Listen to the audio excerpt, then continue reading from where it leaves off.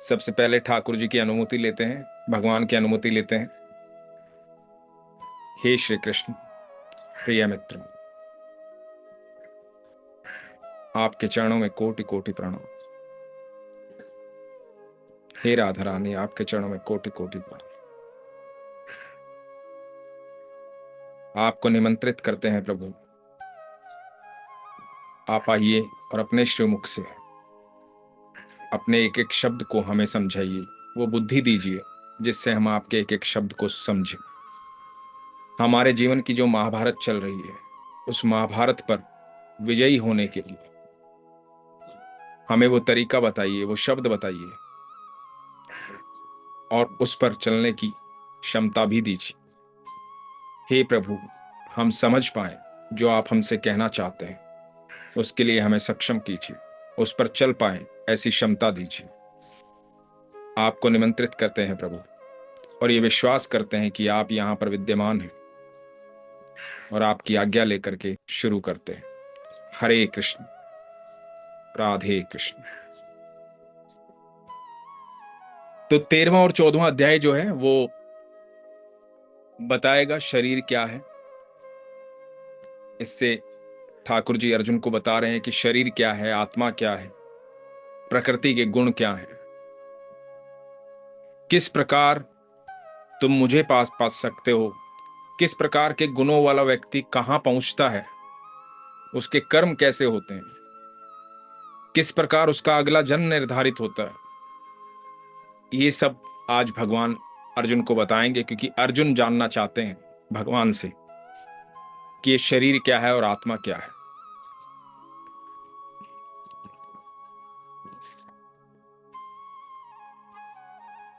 श्री भगवान बोले, हे अर्जुन, ये शरीर क्षेत्र इस नाम से कहा जाता है, और इसको जो जानता है उसको क्षेत्रज्ञ इस नाम से उनके तत्व को जानने वाले ज्ञानी जन कहते हैं। तो शरीर जो है एक क्षेत्र है, एक मैदान है, और इसको जो जानता है वो क्षेत्रज्ञ है, उसको जानने वाला है, वो ज्ञानी विद्वान है। हे अर्जुन, तू सब क्षेत्रों में क्षेत्रज्ञ अर्थात जीवात्मा भी मुझे ही जान, और क्षेत्र क्षेत्रज्ञ को अर्थात विकास रहित प्रकृति का और पुरुष जो तत्व से जानना है वो ज्ञान है, ऐसा मेरा मत है।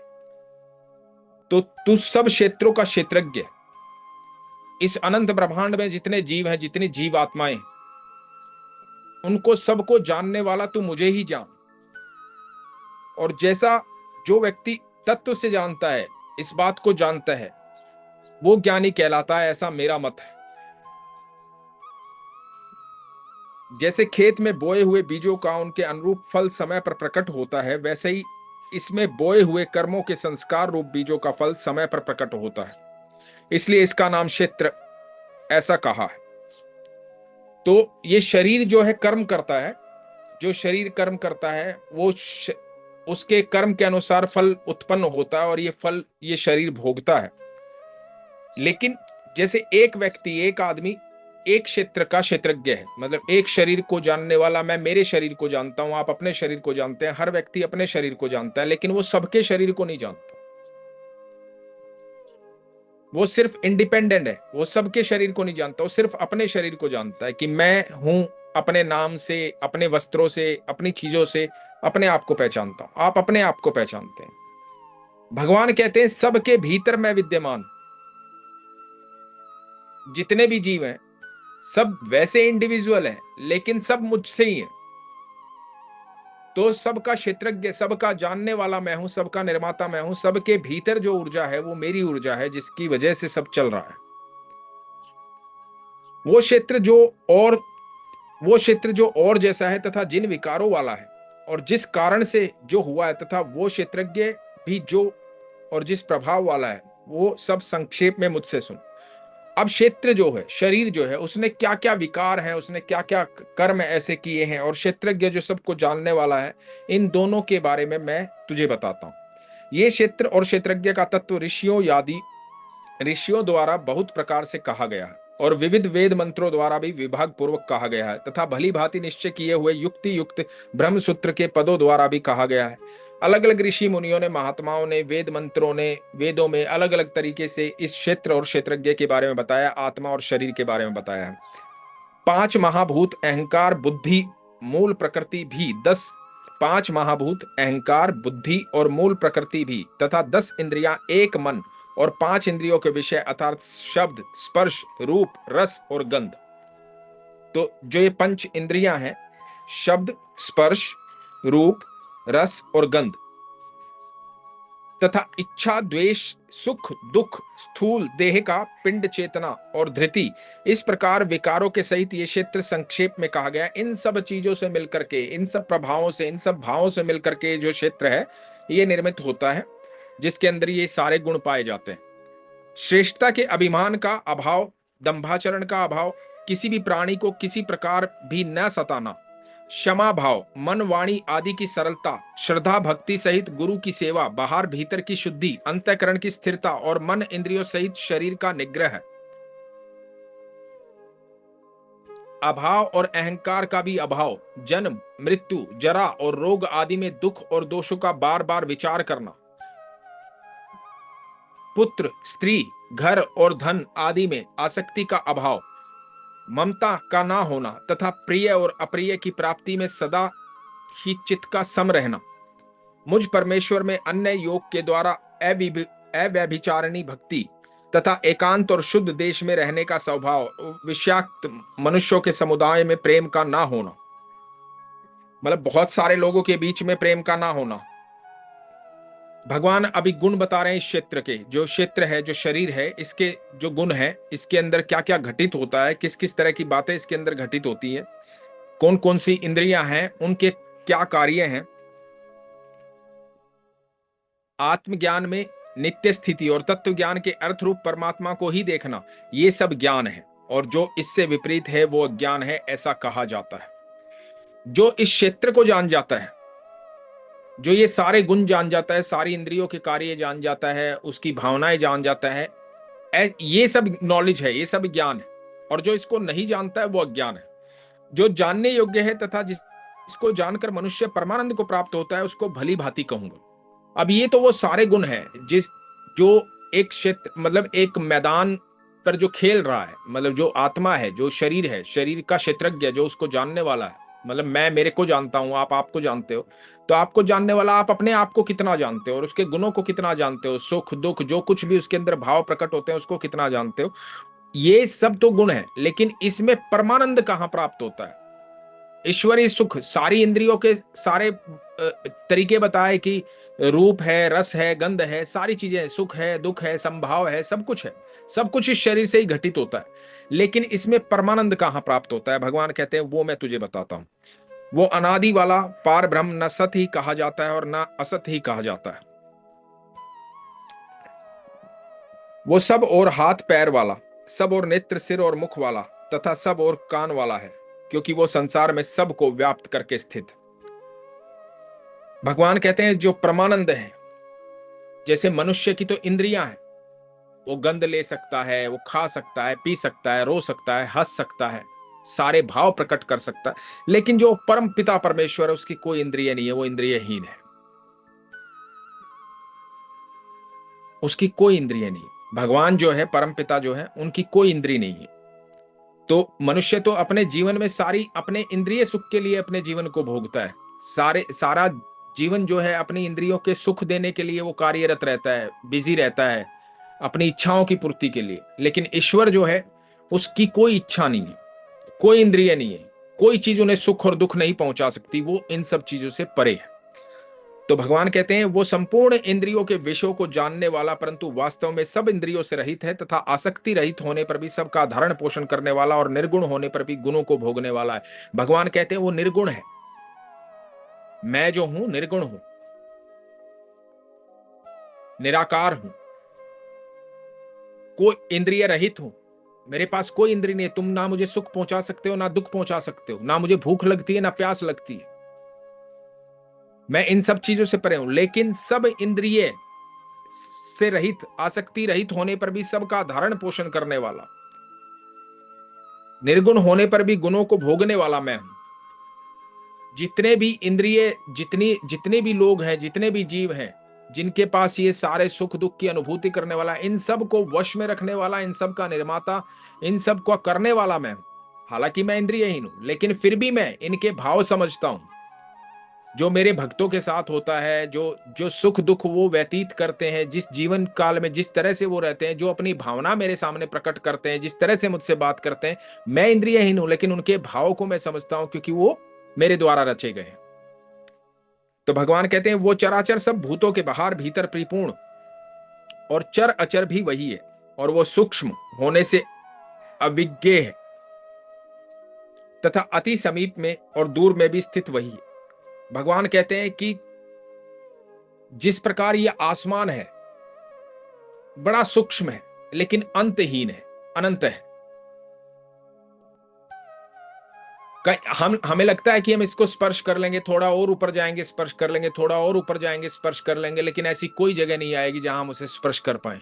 वो हर जगह आसमान ही है, हर जगह व्याप्त है। ब्रह्मांड में कहीं भी चले जाओ, आपको ये आसमान हर जगह दिखाई देगा, अनंत ब्रह्मांड में ये आसमान दिखाई देगा। तो भगवान ऐसे ही सूक्ष्म है और सारे अनंत ब्रह्मांड में छाए हुए हैं, और सूक्ष्म इतने हैं कि वो कण कण में विद्यमान है, हर जगह विद्यमान है, अनंत है वो। ऐसी कोई जगह नहीं है अनंत ब्रह्मांड में जहां ईश्वर ना हो। तो कहते हैं भगवान कि मैं बहुत दूर हूं हर चीज से, लेकिन जब तुम समीप पाना चाहोगे, मुझे अपने पास पाना चाहोगे, तो मैं तुम्हारी सिर्फ एक पुकार से दूर हूं। मतलब मैं तुम्हारे उतना ही पास हूं जितना तुमसे दूर हूं। मैं बहुत दूर हूं, लेकिन जितना दूर तुम समझ रहे हो, हर व्यक्ति को लगता है कि भगवान तो ऊपर आसमान में बैठे हैं, भगवान उस लोक में बैठे हैं, भगवान उस लोक में बैठे हैं, बहुत दूर है, जाना संभव है। हम चांद तक, सूरज तक जाने में, अभी तक चांद पर जाने में एक्सपेरिमेंट हो रहे हैं, सूरज तक अभी हम पहुंचे नहीं है, मंगल तक जाने की हम बात कर रहे हैं। तो ये तो एक गैलेक्सी है। तो हमें लगता है कि भगवान तो इन सब से परे कहीं बैकुंठ में बैठे हैं। तो भगवान कहते हैं मैं बहुत दूर हूं, लेकिन जितना मैं दूर हूं उतना ही तुम्हारे पास भी हूं। तुम्हारी एक आवाज में मैं प्रकट होता हूं, तुम्हारी एक आवाज में तुम्हारे पास आता हूं। आकाश जिस प्रकार वायु, अग्नि, जल और पृथ्वी का कारण रूप होने से उनको व्याप्त करके स्थित है, वैसे ही परमात्मा भी सबका कारण रूप होने से संपूर्ण चराचर जगत को व्याप्त करके स्थित है।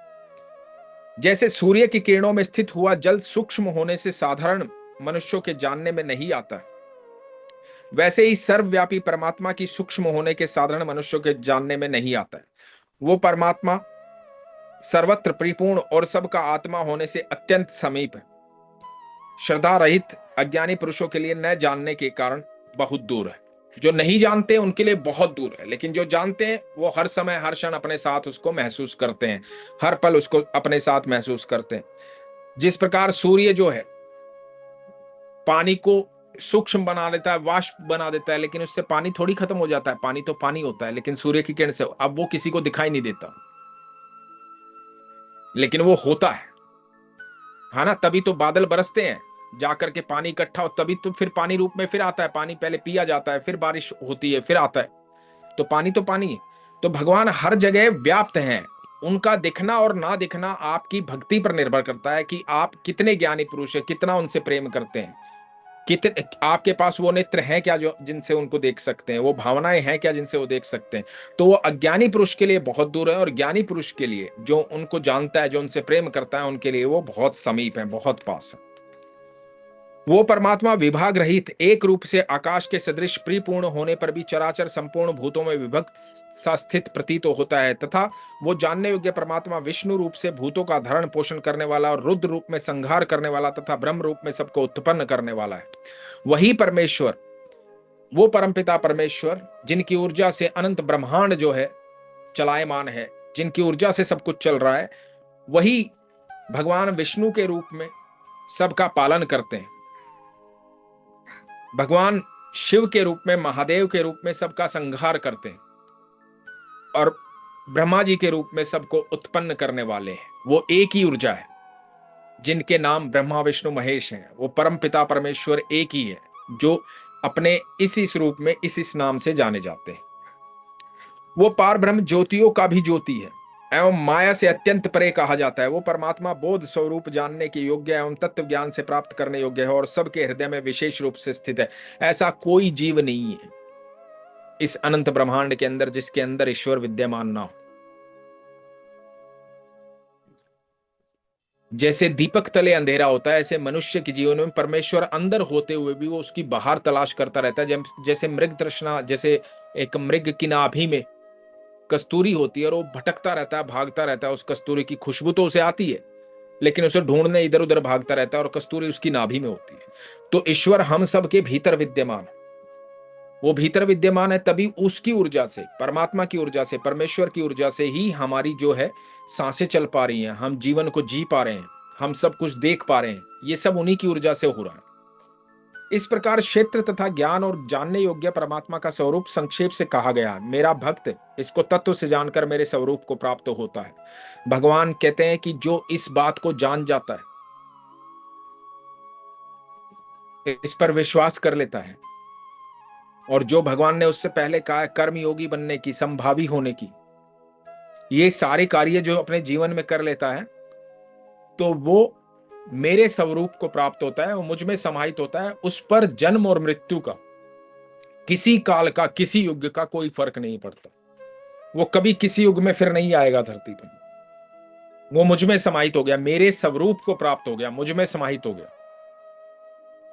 तो जो ऐसा व्यक्ति होता है, ऐसा भक्त होता है, ऐसा प्रेमी होता है, तो वो स्वयं कृष्ण हो जाता है। मतलब वो कृष्ण के भीतर ही चला जाता है, स्वयं कृष्ण हो जाता है। प्रकृति और पुरुष, इन दोनों को ही तू अनादि जान, और राग द्वेष आदि विकारों का तथा त्रिगुणात्मक संपूर्ण पदार्थों को भी प्रकृति ही उत्पन्न जान। कार्य और करण को उत्पन्न करने में हेतु प्रकृति कही जाती है और जीवात्मा सुख दुखों के भोक्तापन में अर्थात भोगने में हेतु कहा जाता है।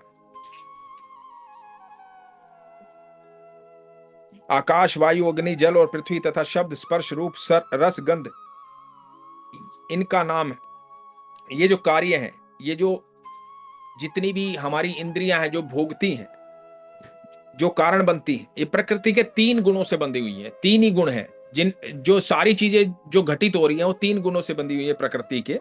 भगवान कहते हैं प्रकृति में स्थित ही पुरुष प्रकृति से उत्पन्न त्रिगुणात्मक पदार्थों को भोगता है। इन तीनों गुणों को जो मनुष्य है, वो जो भी जीव है धरती पर, वो सारे जीव इन तीन गुणों को भोगते हैं, और इन गुणों का संग ही इस जीवात्मा के अच्छी बुरी योनियों में जन्म लेने का कारण है।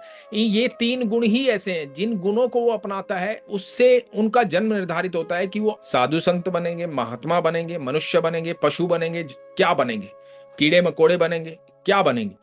ये तीन गुणों में से जिस गुण की आप अधिकता अपने शरीर के द्वारा अपने वो कर्म करते हैं, उस जिस गुण में अधिकता में अपने कर्म करते हैं, जिस गुण के आप हैं, इन तीन ही गुण है जिससे पूरी प्रकृति चल रही है, त्रिगुणात्मक प्रकृति है। तो इन तीन गुणों में से जिस गुण को आप अपनाते हैं, उसी पर आपका जीवन आगे का भी निर्धारित होता है और ये जीवन भी निर्धारित होता है।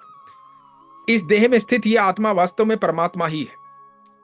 वो साक्षी होने से उपदृष्टा और यथार्थ सम्मति देने वाला होने से उन्मुक्ता मनता, सबका धारण पोषण करने वाला होने से भरता, जीव रूप से भोगता, ब्रह्म आदि का भी स्वामी होने से महेश्वर, और शुद्ध सच्चिदानंद घन होने से परमात्मा, ऐसा कहा गया है। इस प्रकार पुरुष को गुणों के सहित प्रकृति को जो मनुष्य तत्व से जानता है, वो सब प्रकार से कर्तव्य कर्म करता हुआ भी फिर नहीं जन्मता। अब जो ये तीन गुणों को जानता है और उसको, जिसको ये ज्ञान हो गया है कि भाई कौन से गुण में रहने से क्या प्राप्त होता है, किस किस गुण में रहने से अपने स्वभाव को, किस गुण में अपने कर्मों को किस गुण में लगाऊं, उससे मुझे क्या प्राप्त होगा, ऐसा व्यक्ति जब जान जाता है कि ये वो गुण है जिससे परमात्मा की प्राप्ति होती है, तो वो व्यक्ति फिर कभी जन्मता नहीं है, वो मेरे स्वरूप में विलीन हो जाता है। उस परमात्मा को कितने ही मनुष्य तो शुद्ध हुई सूक्ष्म बुद्धि से ध्यान के द्वारा हृदय में देखते हैं, अन्य कितने ही ज्ञान योग के द्वारा और दूसरे कितने ही कर्म योग के द्वारा देखते हैं, अर्थात प्राप्त करते हैं। भगवान ने पहले ज्ञान योग की, ध्यान योग की और कर्म योग की बातें की हैं।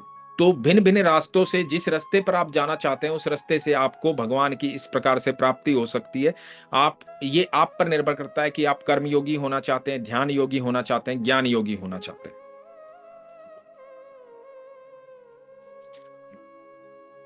परंतु इनसे दूसरे अर्थात जो मंद बुद्धि वाले पुरुष हैं, वे इस प्रकार न जानते हुए दूसरों से यथार्थ तत्व के जानने वाले पुरुषों से सुनकर ही तदनुसार उपासना करते हैं, और वे श्रवण परायण पुरुष भी मृत्यु रूप संसार सागर को निसंदेह तर जाते हैं। भगवान यहां हम सब की बात कर रहे हैं।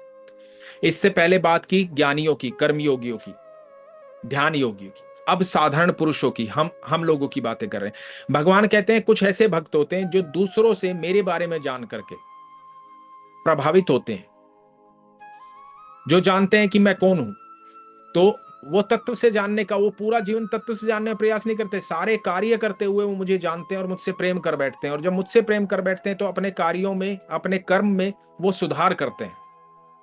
जब वो अपने कर्म में सुधार करते हैं और अपने नियमित रूप से मुझे भजते हैं, नाम जाप करते हैं, जो साधारण पुरुष हैं, भगवान कहते हैं ऐसे लोग जो हैं वो भी मृत्यु के बाद तर जाते हैं, वो भी मुझे प्राप्त हो जाते हैं।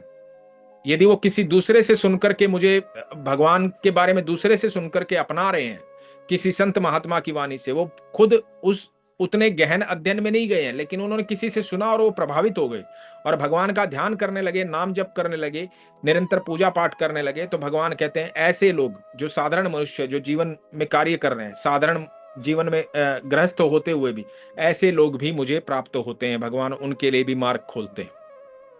हे अर्जुन, यवन मात्र जितने भी स्थावर जगम प्राणी उत्पन्न होते हैं, उन सबको तू क्षेत्र और क्षेत्रज्ञ के संयोग से ही उत्पन्न जान। जो पुरुष नष्ट होते हुए सब चराचर भूतों में परमेश्वर को नाश रहित और समभाव में स्थित देखता है, वही यथार्थ देखता है। जो समभावी रूप सब जीवों के भीतर भगवान को देखता है। भगवान बार बार क्या कह रहे हैं कि मैं सबके भीतर समाहित हूं। सबके भीतर जो ऊर्जा है, सबके भीतर जो ज्योति है, जिसकी वजह से सब प्रकाशमान है, सब चल पा रहे हैं, चराचर जीव जितने भी लोग हैं, जो सबके भीतर समभाव से मुझे देखता है, जो सबके भीतर ये सोचता है कि मेरे ठाकुर जी सबके भीतर है, ऐसा व्यक्ति जो है वो यथार्थ देखता है, वो सत्य देखता है, सिर्फ उसी को देखना आता है, वो ज्ञानी पुरुष है। जब ऐसा भाव जिसके अंदर आ जाता है ना कि सबके भीतर मेरे भगवान समाहित है, हर चीज के अंदर मेरे भगवान समाहित है, जो कण कण में विद्यमान ईश्वर को देखता है, भगवान कहते हैं वो यथार्थ देखता है, वही सत्य देखता है। क्योंकि जो पुरुष सब में संभाव से स्थित परमेश्वर को समान देखता हुआ अपने द्वारा अपने को नष्ट नहीं करता, इससे वो परम गति को प्राप्त होता है। ऐसा व्यक्ति परम गति को प्राप्त होता है क्योंकि वो नष्ट नहीं होता। उसे हर बार हर जगह ये पता है कि हर जगह मेरे भगवान मेरे साथ है, हर पल भगवान मेरे साथ है, हर जीव के भीतर मेरे भगवान है। तो वो सबका सम्मान करता है, सब कि किसी से द्वेष नहीं करता, किसी से ईर्ष्या नहीं करता, किसी से झगड़ता नहीं है, ना अत्याधिक प्रेम करता है, ना मोह करता है, ना दुखी होता है, ना सुखी होता है, समभाव में रहता है क्योंकि सबको एक समान रूप से देखता है, सबके भीतर भगवान को देखता है। तो ऐसा व्यक्ति सीधा मुझे प्राप्त होता है, परम गति को प्राप्त होता है। और जो पुरुष संपूर्ण कर्मों को सब प्रकार से प्रकृति के द्वारा ही किए जाते हुए देखता है और आत्मा को अकर्ता देखता है, वो यथार्थ देखता है।